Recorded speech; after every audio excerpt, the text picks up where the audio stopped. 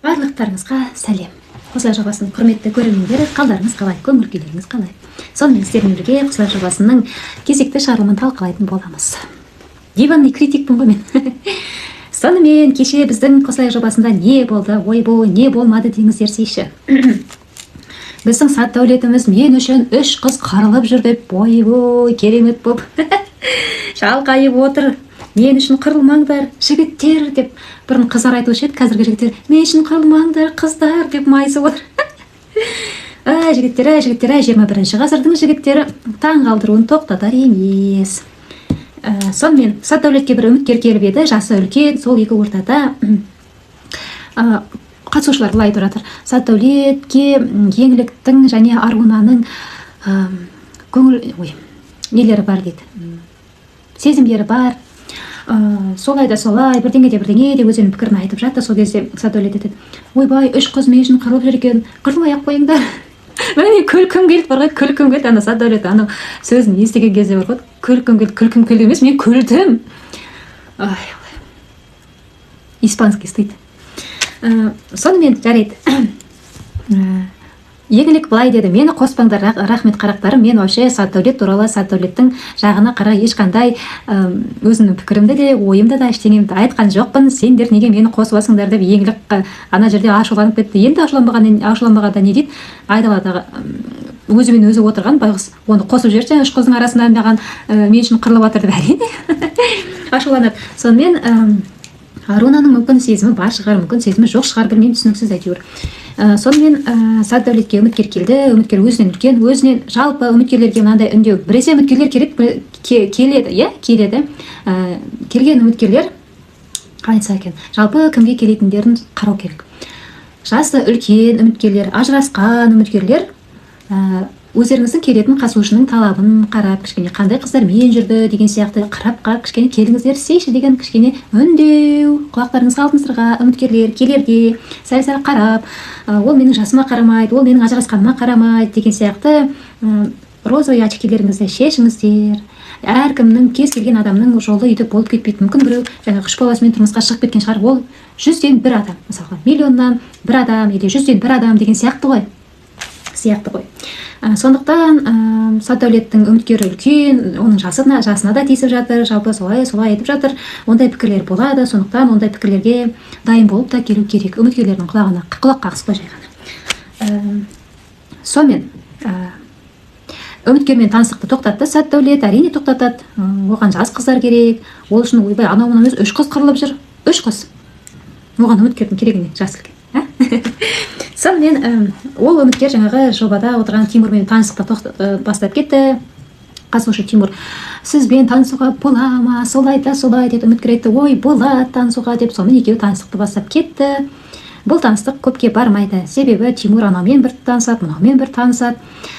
Үйленетін жігіт емес. Тимур, Абылай, Диас, Ислам, жалпы Ғалымжан мен Унидан басқа жігіттер үйленеді деп ойламаймын. 100% осы жобада. Сонымен так, ары қарай кеттік. Абылайға үміткер келді. Кеше көрдіңіздер, қандай үміткер келгенін көрдіңіздер. Ой, алла, әйтеуір. Біздің қыздардың шамдары кіріп, пікірлерді айтып, микрофонды жұлып алып, мен пікір айтамын деп жаңағы келген үміткерге өздерінің улы тілдерімен, улы пікірлерін айтып, кемсітіп, өздерінің тәрбиелерін көрсетіп отыр қатысушы қыздар. Солай сөйледі. Ол дұрыс емес. Көрген тәрбиелеріңізді, үйде көрген тәрбиелеріңізді сіздер жалпы миллион халықтың алдында көрсетіп жатырсыздар. Ұмытпаңыздар. Сіздер жай ғана кішкентай комнатада отырған жоқсыздар пікір айтып. Миллион халықтың алдында отырыңыздар. Ата-аналарыңызға кір келтірмеңіздер, қыздар. Пікір айтқан кезде кішкене субординация деген болады. Сондайды сақтау керек. Келген үміткерге пікірлерін айтып, бізді ақымақ емеспіз ғой.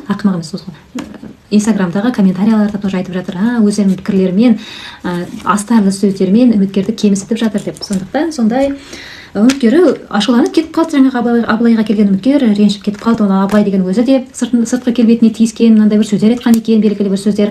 Ол айтқан сөздерін айтқан жоқ, әрине тиіскен ғой, бірдеңе деп айтқан шығар, қатты ренжіткен шығар. Сыйластықпен жай ғана шығарып салуға болады ғой, рахмет келгеніңізге, бірақ мен сізбен таныса алмаймын деп. мұның не қиындығы бар? Келген үміткерді сыйластықпен, жылы сөздермен шығарып салу. Кеше кім пікір айтқан, Ақмарал ма біреу, мынау жобада отырған бүкіл қатысушылар бастарына 5 жұлдызды жабыстырып алып бүйтіп жарық жұлдыз болып отыр. Бәрі жұлдыз, бәрі керемет, келген ананы да менсінбейді, мынаны да менсінбейді. Ойбай, анау анандай, ойбай, анау мынандай, анау маған былай деді, маған былай деді.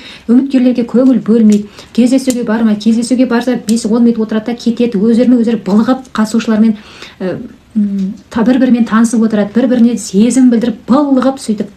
Осы сезон 5-6 сезондар келген қатысушылар, отырған қатысушылар вообще саны бар, сапасы жоқ. Пікір, менің пікірім, бұл шынайы пікір. Жалпы ауыр болса да айтайын, ауыр болсын, жеңіл болсын, осындай пікір. Саны бар, сапасы жоқ қатысушылар. Үміткерлер ол әртүрлі адамдар болады. Үміткерлер олар келе кетеді. Ал біздің негізгі қарайтынымыз қатысушылар ғой, кішкене қатысушыларды іріктеп, солай алатын бұрын. Қазір білмеймін, таныстарын ала ма, туыстарын ала ма, бір-бірінің білмеймін, сондай шығар деп ойлаймын мен жалпы. Ешқандай көңілім толмайды қатысушыларға. Арасында саусақпен санарлық бір 5 саусаққа жете ме жетпей ме қатысушылардың арасында кішкене сәл бір дұрыстау деген секілді, қалғанның бәрі әйтеуір жүрген. Сонымен түнгі клуб туралы кеше әңгіме болды. Ақмарал айтып жатыр, мен түнгі клубқа барам, мен тұрмысқа шықпағам, мен жаспын, клубты қыдырам дейді. Қыдырсын? Кім оған қыдырмай деп айтып жатыр? Клубқа барудың да өзінің, енді әркім өзі біледі. Клубқа барса барсын, қыдырса қыдырсын, бірақ енді ол барлық микрофонды жұлып алып, клубқа барам деп бақырып микрофонға айтып, қажеті жоқ оны деп ойлайды. Жалпы сіздер қалай ойлайсыздар?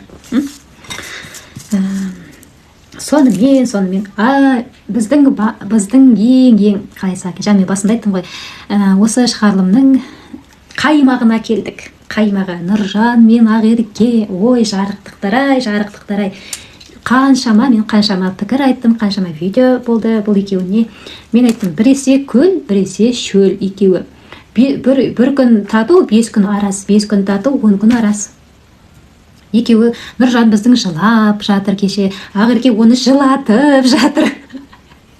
Бәрі айтып жатыр, Нұржан, мына бейшара сен нервыны қып жіберді, сен байғұс жүнжіп кеттің, осы таныстықты тоқтата сал деп жатыр. Енді құлақ қағысы мүмкін, құлағын асса асады, аспаса аспайды. Сіздер жалпы не ойлайсыздар? Рахмет барлықтарыңызға. Әрине пікірлеріңізді, лайктарыңызды күтетін боламын. Сау болыңыздар. Менің уақытым бітіп қалды.